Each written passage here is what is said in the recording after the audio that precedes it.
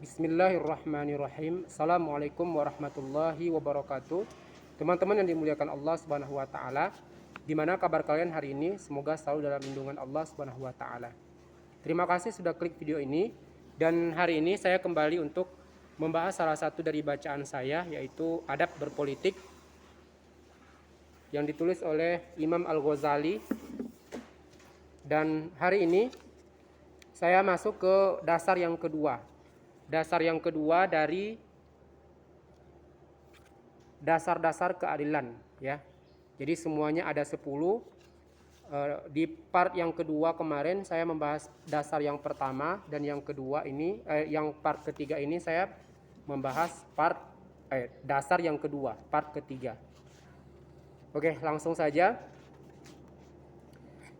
Seorang penguasa harus selalu ingin menyaksikan para ulama dan antusias mendengarkan nasihat mereka. Sebaliknya, ia harus waspada terhadap ulama-ulama culas yang serakah terhadap dunia. Soalnya, mereka pasti suka memuji Anda. Ini masih lanjutan nasihat, ya. Masih lanjutan nasihat yang diberikan oleh Imam Ghazali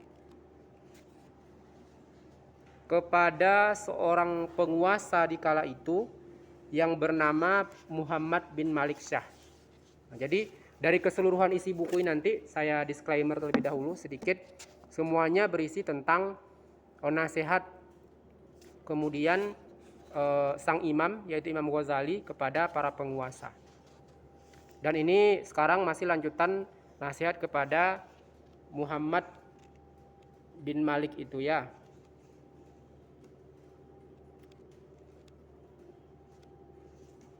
Muhammad bin Malik Syah.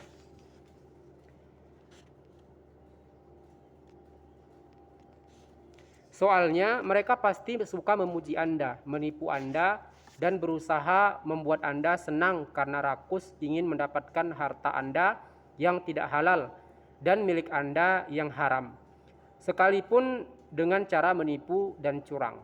Seorang ulama sejati tidak serakah terhadap harta yang Anda miliki dan rajin mengingatkan Anda lewat nasihat serta ucapan-ucapan yang bijak. Nah, jadi seorang penguasa harus selalu menyaksikan para ulama. Nah, jadi maksudnya harus selalu mengunjungi para ulama, dan kunjungan ini tentu saja untuk antusiasme mendengarkan nasihat mereka.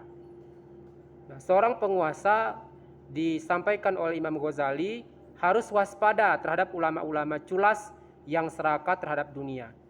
Jadi ulama-ulama culas ini adalah ulama-ulama yang memang mereka memberikan nasihat kepada penguasa, tetapi nasihat itu mereka baringi dengan keinginan yang lain begitu. Jadi bukan ikhlas memberikan nasihat, melainkan menginginkan sesuatu yang lain, entah itu jabatan, harta, maupun popularitas, teman-teman. Jadi inilah nasihat Imam Ghazali yang teramat sangat berharga sekali untuk bisa diadopsi seorang penguasa. Diceritakan, suatu hari Syakik al-Bakhi menemui Khalifah Harun ar-Rasyid. Sang Khalifah bertanya kepadanya, "Anda Syakik orang yang zuhud itu?" Ia menjawab, "Saya Syakik, tetapi saya bukan orang yang zuhud." Sang Khalifah berkata, "Tolong beri aku nasihat." Ia berkata, "Sesungguhnya Allah Ta'ala memposisikan Anda di posisi Abu Bakar As-Siddiq yang sangat jujur, dan Dia menuntut Anda meniru kejujurannya.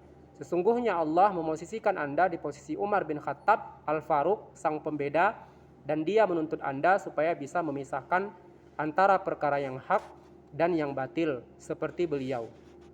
Nah, jadi nanti ini yang saya baca ini adalah satu paragraf panjang berkaitan dengan seorang ulama yang disebut seorang yang zuhud yang bernama Syakik al-Bakhi. Nah, beliau pergi menemui Khalifah Harun ar-Rasyid. Wallahu alam apakah ini kemudian menemuinya itu apakah memenuhi panggilan sang khalifah, atau memang beliau secara pribadi ada urusan begitu, ya, dengan sang Khalifah Harun ar-Rasyid. Disclaimer juga bahwa Harun ar-Rasyid ini adalah seorang khalifah di masa kekhilafahan wallahu alam antara Abbasiyah dan Umayyah begitu ya. Saya kurang ingat. Tetapi beliau ini yang jelas adalah seorang khalifah di masa kekhilafahan dulu. Nah, nasihat yang diberikan Syakik atau sang zuhud di sini kepada Khalifah Harun ar-Rasyid waktu itu adalah mengingatkan beliau bahwasanya Harun ar-Rasyid sedang diberikan Allah posisi sebagaimana posisi Abu Bakar as-Siddiq, kemudian Umar bin Khattab, dan juga Ali bin Abi Thalib begitu ya, yaitu posisi menjadi seorang khalifah atau pemimpin kaum muslimin di seluruh dunia waktu itu.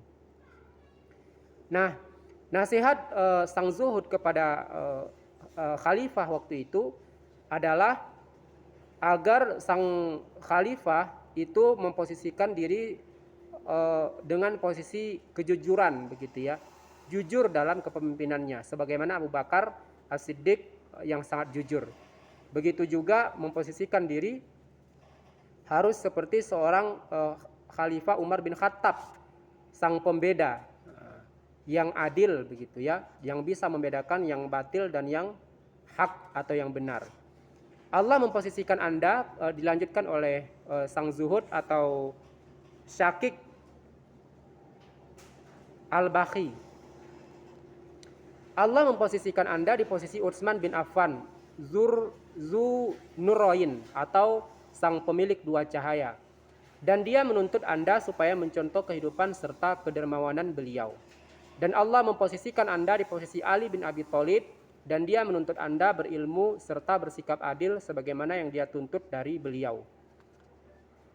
Jadi ini ketika kita membaca sebagaimana yang dia tuntut dari beliau itu, maksudnya bukan berarti waktu itu sang Ali bin Abi Thalib itu ada tuntutan tertulis begitu kepada Khalifah Harun ar-Rasyid, tetapi maksudnya secara tersirat ya, bagaimana adilnya, bagaimana berilmunya seorang Ali bin Abi Thalib itu mesti dan wajib dicontoh dan harus ada pada diri seorang Khalifah Harun ar-Rasyid. Ini tentu saja juga kepada seluruh kita sebagai seorang khalifah, baik kemudian untuk ranah kehidupan pribadi maupun sebagai seorang pemimpin negeri waktu itu, hari ini teman-teman. Lalu, dan dia menuntut Anda berilmu serta bersikap adil sebagaimana yang dia tuntut dari beliau. Sang khalifah berkata, "Tolong teruslah menasihatiku." Ia berkata, sang zuhud berkata, "Baiklah, ketahuilah Allah memiliki sebuah tempat yang bernama Jahannam, neraka Jahannam, dan dia menjadikan Anda sebagai penjaga pintunya." Nah, ini makna sebagai penjaga pintu itu adalah bahwasanya seorang khalifah itu dia mempunyai kewenangan begitu ya. Apakah warga negaranya itu atau warga negerinya itu masuk neraka atau tidak, nah semuanya pada penanganan atau pada pengawasan dan kepemimpinannya begitu. Makanya di sini dikatakan dan dia menjadikan Anda sebagai penjaga pintu dari neraka itu begitu. Jadi warga negara itu masuk neraka atau tidak itu tergantung pada kepemimpinan atau penjagaan seorang khalifah yang bertugas di kala itu atau di hari ini misalnya. Allah memberi Anda 3 hal, yakni menguasai kas negara, cemeti. Nah, cemeti ini maksudnya sanksi begitu ya, sanksi yang bisa dikeluarkan oleh seorang khalifah atau pemimpin kepada yang dipimpinnya. Dan pedang. Dia menyuruh Anda mencegah manusia masuk neraka dengan ketiga hal tersebut. Siapa yang datang kepada Anda membawa keperluan, jangan halangi ia mendapatkan santunan dari kas negara. Siapa yang melanggar perintah Tuhannya, beri ia pelajaran dengan cemeti. Dan siapa yang membunuh jiwa secara tidak benar, bunuhlah ia dengan pedang seizin keluarga orang yang dibunuh. Nah, ini maksudnya kisos gitu ya. Tetapi pelaksanaan kisos itu juga mesti ada izin dari keluarga yang dibunuh. Bukan kemudian serta-merta sang khalifah itu melaksanakan, melainkan ada syarat-syarat tertentu Ada hal-hal, ada langkah-langkah yang mesti ditempuh terlebih dahulu. Jika Anda tidak melakukan apa yang Allah perintahkan kepada Anda, berarti Anda seorang pemimpin calon penghuni neraka. Dan sekaligus orang yang terdepan menuju ke negeri kebinasaan.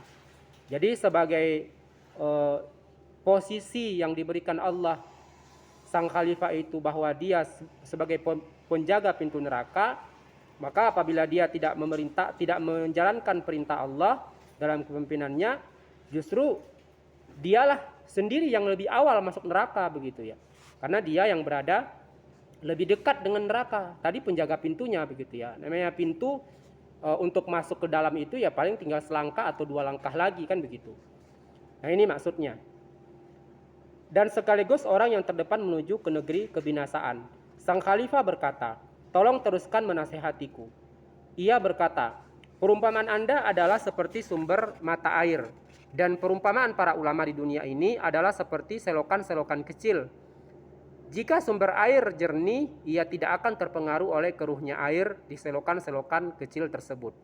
Tetapi jika sumber mata air keruh, maka tidak ada gunanya air yang jernih di selokan-selokan kecil tersebut." Nah, memahami ketika kita mendengar atau membaca bahwa khalifah itu adalah sebagai sumber mata air, adapun para ulama itu disebut sebagai selokan-selokan kecil begitu ya. Ini maknanya apa? Maknanya seorang penguasa dia lebih memiliki banyak kebaikan yang bisa diberikan, dan bukan hanya itu, tetapi juga kemudahan yang melalui otoritas yang dia punya, dia lebih bisa menjalankannya otoritas itu. Adapun para ulama di sini adalah diibaratkan selokan-selokan kecil, maksudnya ya dari para ulama itu memang menjadi tempat diambilnya ilmu, menjadi tempat diambilnya referensi dan sebagainya. Tetapi otoritas para ulama ini tidak lebih kuat dibandingkan seorang penguasa. Nah ini maksudnya. Jadi kalau sang khalifah itu diibaratkan sebagai sumber mata air, sedangkan adapun kemudian para ulama diibaratkan sebagai selokan-selokan kecil. Artinya kalau sumber mata airnya di sini tadi dikatakan sudah kotor ya, dari sana dari sumber mata airnya sudah pasti ya para ulama-ulama juga akan tercemari kekotoran itu begitu. Karena posisi antara keduanya tadi yang sangat berbeda begitu. Berbeda dalam hal kepemimpinan dan pemilik otoritas. Lalu di sini ada hikayat. Nah, hikayat itu adalah sejarah begitu ya. Suatu malam Khalifah Harun ar-Rasyid Al-Abbas mengunjungi Al-Fudail bin Iyad. Sampai di depan pintu rumah, mereka mendapati Al-Fudail tengah membaca Al-Quran surah Al-Jathiyah ayat 21. A'udzu billahi minasy syaithanir rajim. Am hasiballadzina jatarahus sayyiati an naj'alahum kalladzina amanu wa 'amilus sholihat. Apakah orang-orang yang membuat kejahatan itu menyangka bahwa kami, Allah, akan menjadikan mereka seperti orang-orang yang beriman dan mengerjakan amal salih? Nah maksudnya, apakah orang-orang yang berbuat salah dan mengerjakan yang tercela mengira bahwa di akhirat kelak kami atau Allah akan memperlakukan sama antara mereka dan orang-orang yang berbuat kebajikan sedangkan mereka beriman begitu? Tentu saja tidak. Buruk sekali apa yang mereka putuskan. Nah, ayat ini sedang memberikan pelajaran kepada kita perbedaan antara orang yang berbuat dosa dengan orang yang beramal salih, teman-teman. Jadi tidak sama perlakuan Allah nanti di akhirat, teman-teman. Kalau di dunia ini mungkin masih sama saja begitu ya. Orang yang berbuat dosa dan orang yang beramal saleh sama-sama diberikan rezeki dan sebagainya. Adapun di akhirat itu tidak akan sama. Sang Khalifah Harun ar-Rasyid berkata, "Kedatangan kita untuk meminta nasihat dan apa yang baru beliau baca tadi sudah cukup sebagai nasihat." Tetapi sang khalifah tetap menyuruh Al-Abbas untuk mengetuk pintu. Al-Abbas pun mengetuk pintu seraya berkata, "Bukakan pintu untuk Amirul Mukminin." Al-Fudail bertanya dari dalam, "Apa yang akan dilakukan oleh Amirul Mukminin di rumahku?" Al-Abbas menjawab, "Patuhi perintah Amirul Mukminin dan bukakan pintu." Pada saat itu waktu sudah malam dan lampu di rumah Al-Fudail masih menyala. Setelah memadamkan lampu, Al-Fudail membukakan pintu. Sang khalifah masuk seraya mengulurkan tangannya supaya dijabat oleh Al-Fudail. Setelah berjabat dengan sang khalifah, Al-Fudail berkata, "Celaka jika tangan yang halus ini sampai tidak selamat dari siksa di hari kiamat nanti." Selanjutnya ia berkata kepada sang khalifah, "Wahai Amirul Mukminin, bersiaplah untuk menjawab pertanyaan Allah, karena Dia akan menyuruh Anda berdiri bersama seorang muslim di tempat yang sama. Orang itu akan menuntut Anda soal keadilan Anda kepadanya." Mendengar itu, Harun ar-Rasyid sontak menangis meraung-raung. Lalu mendekap Al-Fudail. Al-Abbas berkata kepada Al-Fudail, "Sebentar, wahai Fudail, kalau seperti ini Anda bisa membunuh Amirul Mukminin." Al-Fudail berkata kepada Al-Abbas, "Wahai Haman, kamu dan kaummu telah membinasakannya. Kenapa kamu malah berkata kepadaku seperti itu?" Sang khalifah berkata kepada Al-Abbas. Nah, ini teman-teman sedang kemudian membahas terkait dengan Khalifah Harun ar-Rasyid yang mendatangi seorang ulama yang disebut dengan di sini bernama Al-Fudail ya. Lalu ketika kita membaca, setelah memadamkan lampu, Al-Fudail membukakan pintu. Tadinya lampu di rumahnya masih menyala begitu ya. Lalu kemudian ketika menyambut sang khalifah, beliau mematikan lampu. Ini maknanya bukan berarti menolak begitu ya. Tetapi mungkin lampu di rumah beliau itu cukup menerangi setiap ruangan begitu. Sehingga barangkali beberapa dari lampu yang cukup banyak itu mungkin itu dimatikan supaya aib atau kemudian bukan aib ya, aurat yang ada di rumah itu tertutupi maksudnya. Tidak terlihat karena memang sudah malam begitu ya. Kunjungan malam itu sangat riskan sekali. Tetapi karena kemudian di sini seorang Amirul Mukminin yang berkunjung, maka tentu saja harus disambut dengan baik begitu. Kemudian sang khalifah berkata kepada Al-Abbas, "Kalau ia menganggap kamu Haman, berarti aku ini Fir'aun." Selanjutnya Harun ar-Rasyid meletakkan uang 1000 dinar di depan Al-Fudail seraya berkata, "Ini uang halal karena berasal dari mas kawin ibuku dan harta pusaka peninggalannya." Al-Fudail menjawab, "Aku perintahkan Anda untuk mengangkat tangan Anda dari isinya, lalu kembali kepada Sang Pencipta Anda. Ambil kembali uang yang Anda berikan kepadaku itu." Al-Fudail enggan menerima uang itu. Kemudian Harun ar-Rasyid pun pulang meninggalkan rumah Al-Fudail. Nah, ini merupakan bukti dari kezuhudan dan bukan kemudian berharap sesuatu ketika sang khalifah itu mendatanginya. Walaupun kemudian itu pemberian yang diberikan oleh sang khalifah, beliau tetap tidak mau menerimanya begitu ya. Ini merupakan sebuah contoh yang sangat berharga begitu ya bagi kita sebagai seorang alim misalnya atau sebagai seorang tokoh misalnya. Bukan berarti kemudian apabila yang mengunjungi kita itu pembesar negeri, lantas kemudian kita bermanja-manja ataupun kemudian dengan serta-merta menerima apa yang diberikan. Nah, ini juga merupakan penjagaan maula atau kemudian nama baik atau kemudian yang kita sebut atau yang kita sering dengar itu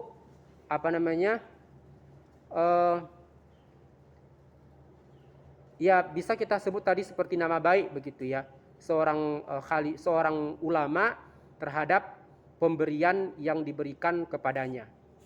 Kemudian selanjutnya ada anekdot. Anekdot ini cerita lucu, tetapi lucunya di sini bukan sesuatu yang kocak ya, lalu kemudian kita terbahak-bahak, tetapi ceritanya ini mengandung kemudian alur atau lebih kepada sedikit lucu begitu. Jadi disebut dengan anekdot.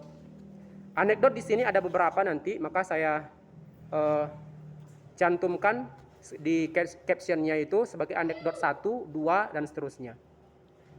Anekdot 1. Khalifah Umar bin Abdul Aziz bertanya kepada Muhammad bin Ka'ab Al-Quradi, "Jelaskan padaku tentang keadilan." Sang ulama besar itu menjawab, "Terhadap setiap muslim yang lebih tua dari Anda, jadilah sebagai anaknya. Terhadap setiap muslim yang lebih muda dari Anda, jadilah sebagai ayahnya. Dan terhadap setiap orang yang sebaya dengan Anda, jadilah sebagai saudaranya. Hukumlah setiap orang yang melanggar sesuai dengan tingkat pelanggarannya. Jangan sampai Anda mencambuk seorang muslim sekali saja disebabkan rasa dengki, karena sesungguhnya hal itu akan mengantarkan Anda ke neraka. Nah, jadi barangkali sisi jenakanya atau sisi lucunya itu terkait dengan tadi. Seorang ulama besar, sang ulama besar itu menjawab, yaitu Muhammad bin Ka'ab Al-Quradi, ketika Khalifah Umar bin Abdul Aziz bertanya kepada beliau tentang keadilan.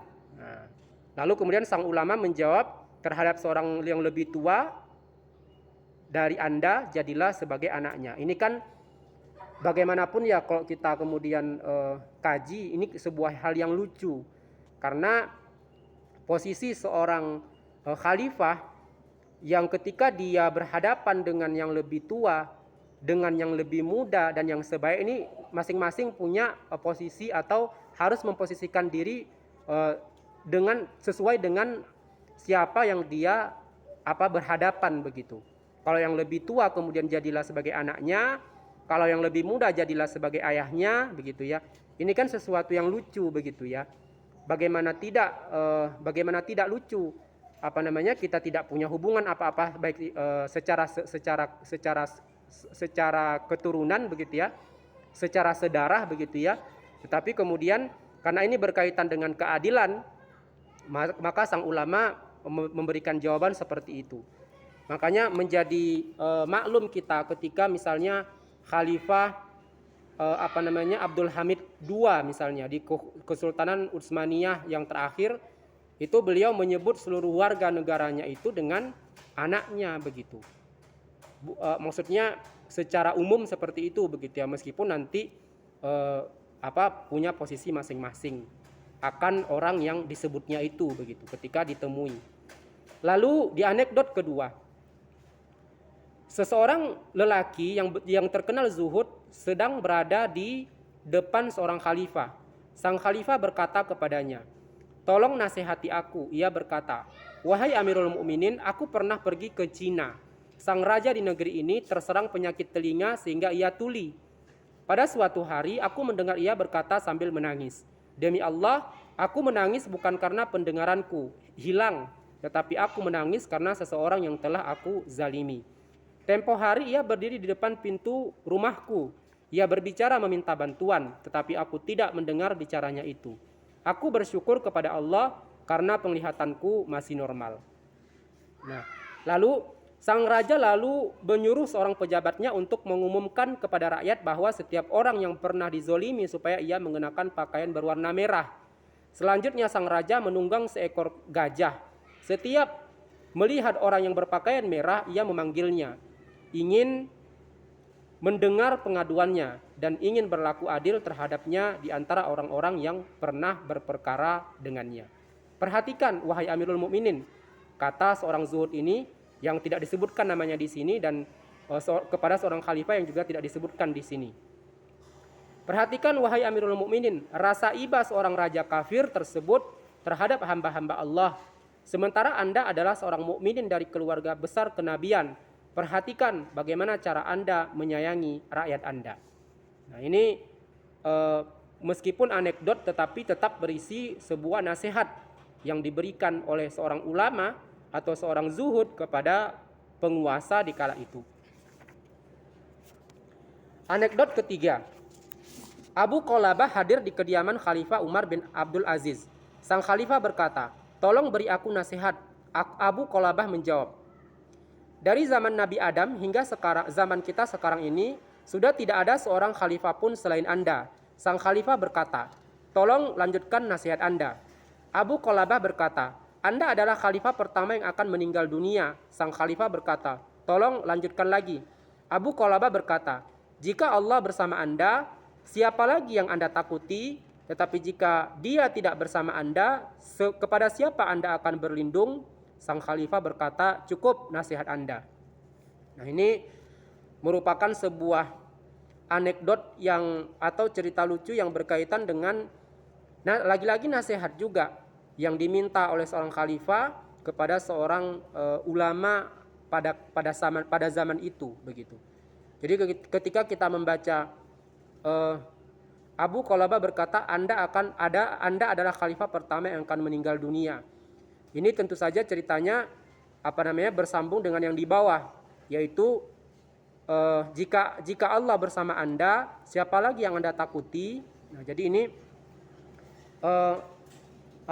memberikan isyarat kepada kita, isyarat pemahaman kepada kita bahwa seorang khalifah itu ketika Allah bersamanya, maka seorang khalifah tidak layak menakuti siapapun selain Allah. Jadi maksud ketika dikatakan Anda adalah khalifah pertama yang akan meninggal dunia, ini maksudnya ketika seorang khalifah itu dibersamai oleh Allah SWT dalam kepemimpinannya atau dalam kehidupannya, begitu ya, maka seorang khalifah tidak layak menakuti siapapun selain Allah SWT. Nah, jadi dia tidak layak takut kepada orang kafir, dia tidak layak takut kepada kematian dan sebagainya. Jadi semuanya itu rasa takut itu harus ditujukan kepada Allah semata begitu.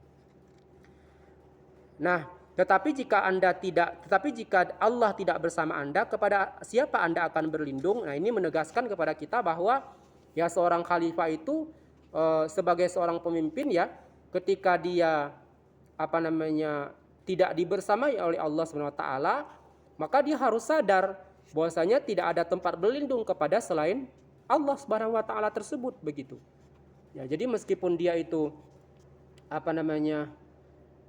meminta perlindungan ke manusia, ke jin dan sebagainya, nah itu semuanya tidak berguna, maksudnya begitu. Kemudian hikmah atau pelajaran. Pada suatu hari Khalifah Sulaiman bin Abdul Malik setelah merenung ia berkata, sudah cukup lama aku hidup senang di dunia ini, tetapi bagaimana nasibku di akhirat nanti? Ia kemudian menemui Abu Hazim, seorang ulama besar yang terkenal zuhud pada zaman itu. Ia berkata, suguhi aku makanan yang biasa Anda santap berbuka. Abu Hazim lalu menyuguhkan dedak panggang seraya berkata, ini makan bukaku. Nah, jadi ini sebuah pelajaran yang luar biasa begitu ya, yang bisa diadopsi oleh penguasa hari ini. Nah, pada suatu hari sang khalifah bernama Sulaiman bin Abdul Malik, ini juga tidak disebutkan di masa kekhilafahan kapan gitu, apakah Abbasiyah ataupun Utsmaniyah misalnya gitu ya. Beliau berkata, sudah cukup lama aku hidup di dunia ini, tetapi bagaimana nasibku di akhirat nanti? Ini pertanyaan yang sangat layak begitu ya, selalu dipertanyakan oleh seorang khalifah misalnya atau seorang pemimpin hari ini misalnya. Ia kemudian menemui Abu Hazim, seorang ulama besar yang terkenal zuhud pada zaman itu. Nah, ini beliau pergi menemui ulama itu tentu saja untuk mendapatkan pelajaran, dan ternyata sang ulama memberikan pelajaran berupa menyuguhkan dedak panggang seraya berkata, ini makan bukaku. Maksudnya bukaan untuk berbuka itu yang dimakan, yaitu dedak panggang. Nah, walaupun kita memang barangkali berbeda kalau hari ini ya dedak itu seperti apa. Mungkin kalau di sana memang hal yang dikonsumsi, adapun kalau di sini mungkin beda, tidak begitu ya. Melihat itu, sang khalifah atau Sulaiman spontan menangis terseduh-seduh disertai rasa takut yang luar biasa di hatinya. Nah, ini terjadi seperti ini karena tadi beliau sudah mengatakan di awal ya, aku sudah cukup lama hidup di dunia ini dengan senang. Begitu. Aku sudah lama hidup senang di dunia ini, maksudnya begitu. Jadi ketika dia disuguhkan dedak panggang yang itu barangkali bukan makanan yang sebegitu layaknya begitu, akhirnya beliau spontan menangis terseduh-seduh disertai rasa takut yang luar biasa di hatinya. Ini layak untuk diikuti oleh penguasa hari ini, teman-teman. Di mana dia tuh harus berkunjung ke orang-orang miskin ya, atau kemudian ke ulama-ulama yang zuhud begitu ya, sehingga kemudian nanti didapatkannya pelajaran tuh yang banyak tuh dari orang-orang itu begitu.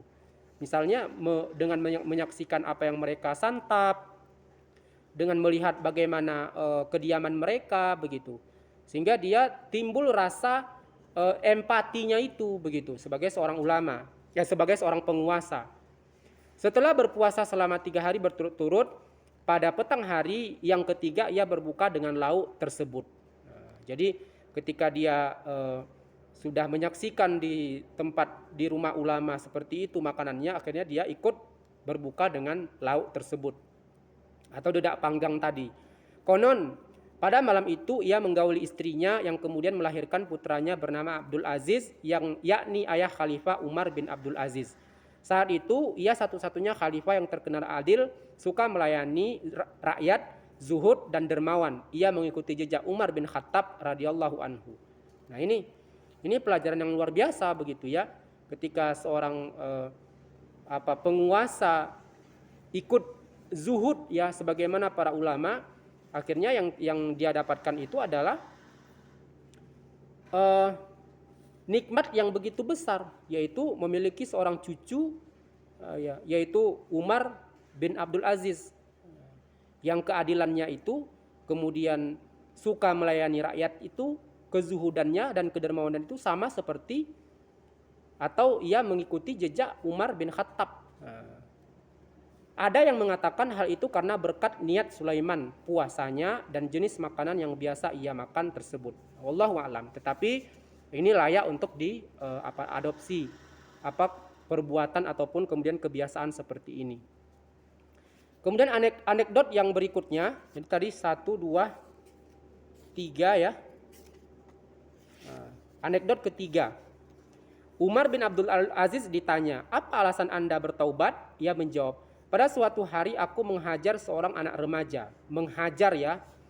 Lalu ia memperhatikan aku, memperingatkan aku, ingatlah akan malam yang keesokannya hari kiamat. Ucapan itu sangat berkesan dalam hatiku. Nah, ini juga suatu cerita lucu ya, dimana ketika Khalifah Umar bin Abdul Aziz menghajar seorang remaja, di waktu yang sama sang remaja kemudian memperingatkan begitu. Ini lucunya nih, maksudnya letaknya pada ya ketika seseorang dihajar lalu memperingatkan, lalu peringatan dia itu ternyata begitu menusuk, maksudnya begitu mengingatkan, begitu berguna pengingatnya itu, pengingatan yang diberikan itu. Nah, ingatlah akan malam yang keesokannya hari kiamat. Nah, jadi ini maksudnya sang khalifah ini harus kemudian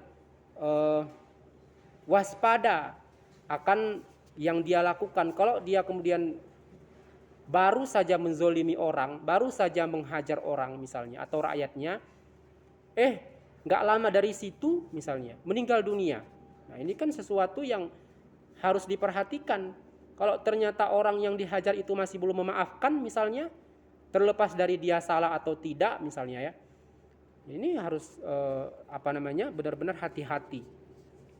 Kemudian anekdot yang berikutnya, seorang tokoh pembesar melihat Harun ar-Rasyid di padang Arafah dengan telanjang kaki sambil berdiri tercenung di atas pasir yang sangat panas seraya menengadahkan kedua tangannya berdoa. Ya Tuhanku, Engkau adalah Engkau dan aku adalah aku. Akulah orang yang setiap hari gemar mengulang-ulang durhaka kepadamu, sementara Engkau gemar mengulang-ulang menganugerahkan rahmat-Mu kepadaku. Kalian perhatikan kerundukan sang penguasa di bumi di depan sang penguasa di langit. Nah, ini luar biasa. Anekdot terakhir untuk video kali ini. Suatu hari Khalifah Umar bin Abdul Aziz meminta nasihat kepada Abu Hazim. Kata ulama besar ini, jika Anda hendak tidur, berbantallah dengan kematian. Nah, ini maksudnya berbantallah dengan kematian itu maknanya ingat selalu kematian begitu. Bahkan hendak tidur itu harus diingat, karena kalau nggak diingat kematian itu bisa jadi kemudian muncul rasa sombong dan angkuh, seolah-olah pasti besok pagi itu masih bangun. Itu maksudnya. Semua yang Anda cintai, kematian pasti akan mendatangi Anda. Sementara Anda tetap keras kepada mencintainya, camkan itu. Dan semua yang tidak Anda inginkan, kematian juga pasti akan mendatangi Anda. Waspadalah terhadap hal itu. Sangat boleh jadi posisi kematian sudah sangat dekat dengan Anda. Seorang penguasa sepatutnya memasang hikayat ini di depan matanya. dan ia harus mau menerima nasihat-nasihat yang disampaikan orang lain. Setiap kali melihat seorang ulama, ia harus meminta nasihatnya. Nah ini, semoga penguasa kita hari ini maupun penguasa yang akan datang seperti itu. Amin ya rabbal alamin. Dan para ulama sepatutnya mau memberi nasihat kepada para penguasa dengan nasihat-nasihat tersebut, bukan menipu mereka dan bukan menyembunyikan kalimat kebenaran dari mereka. Setiap yang menipu mereka berarti ia sekutu mereka. Allah yang maha suci, lagi maha tinggi, maha tahu akan hal itu. Nah, mungkin ini dulu yang bisa saya sampaikan di video kali ini. Insya Allah nanti saya lanjutkan ke dasar ketiga. Terima kasih sampai menit ini masih menyaksikan. Saya tutup. Assalamualaikum warahmatullahi wabarakatuh.